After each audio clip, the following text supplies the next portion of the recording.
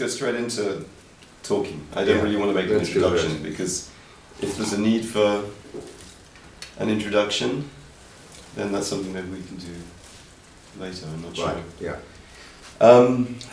You've written 12 books in about 15 years, is that correct? Yeah. Yeah? Yeah. And you've had 10 published in some form? Yeah. Yeah.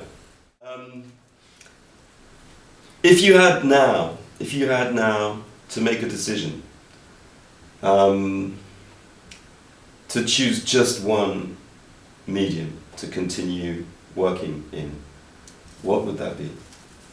Would that be writing, or would it be music, or would it be painting? Not necessarily writing.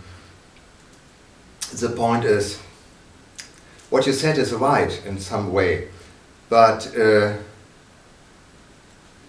when I was very young, or when I went to school, and I would have liked to be a writer, and so as far as I know, a lot of creative people, writers, musicians, painters, have different talents.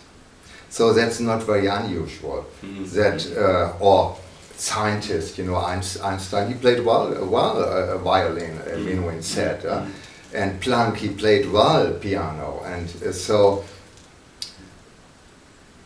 what I recognized very late, after the hippie time, when I started to play music because of that spirit in the time, was that in some way all arts are the same. But when you do an entire thing, when you do a piece of work, it doesn't matter what piece of work. So normally you need some experience. And so it's not possible normally to live all your talents. Okay, well, I think what I'm driving at is that, do you feel through writing in the last years that you've connected with something that you didn't connect with inside yourself when you were mainly playing music, writing music, and painting? Is there something about writing that connects you more than those other mediums? Writing is something, I think writing is very good for old age, because you are looking back and you experienced a lot of stories. And I don't know how one can write literature with 20. Maybe you can. I couldn't. I think there are some things when you saw somebody dying, or you know, or you saw illusions breaking down, and that's very necessary. If you never saw illusions breaking down, you cannot write anything about life. That's not possible. And so writing was for me something to expand in a virtual way, because as a writer I can be everybody. I can do everything. I'm a painter, I'm an artist, I'm a revolutionary, I'm a dictator, or and I'm a pirate, I'm a scientist, and this was in the beginning. Writing was for me a very big studio. I worked out all the things I had in my brain.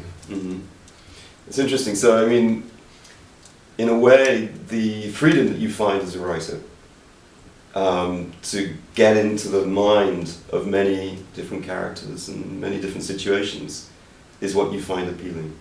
Yeah. So in a way, it's a little bit like being an actor.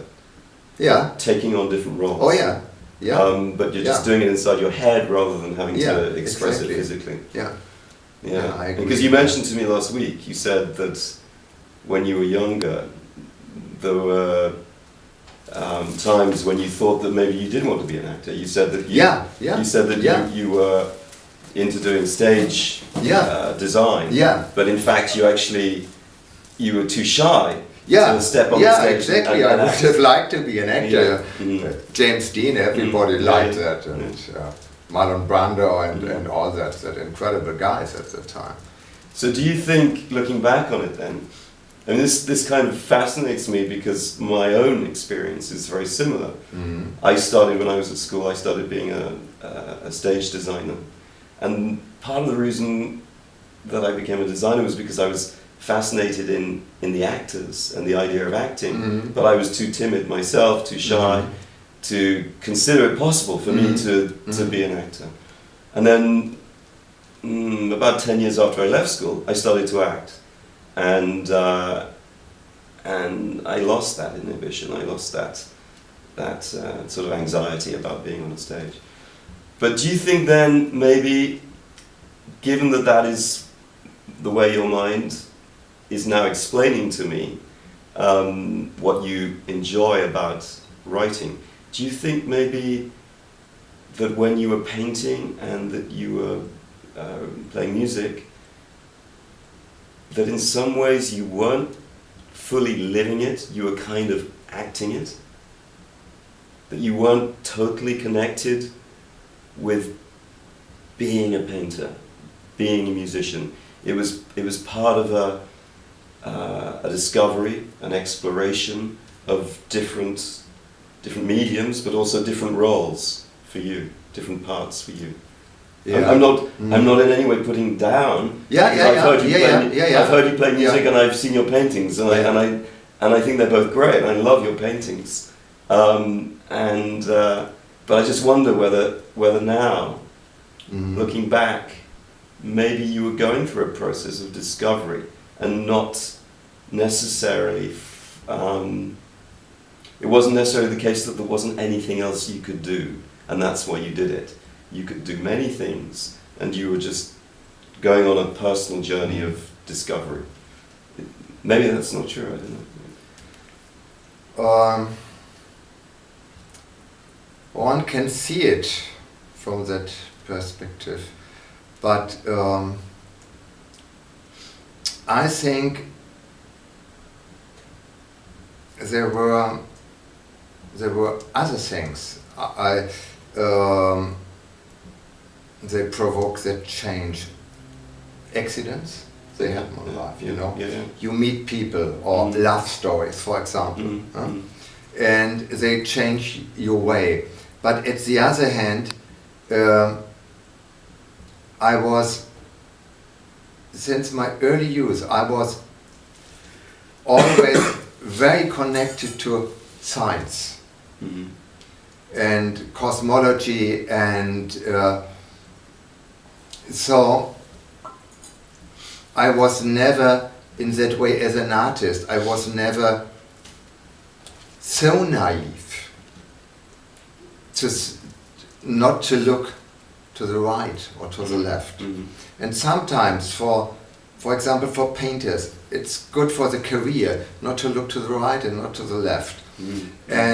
But as exploring human being, as artist without doing any art, so this is so I feel, you know, it doesn't matter what I'm doing. I felt, as a young boy, I felt different, more in the way how artists are, what they do, or scientists.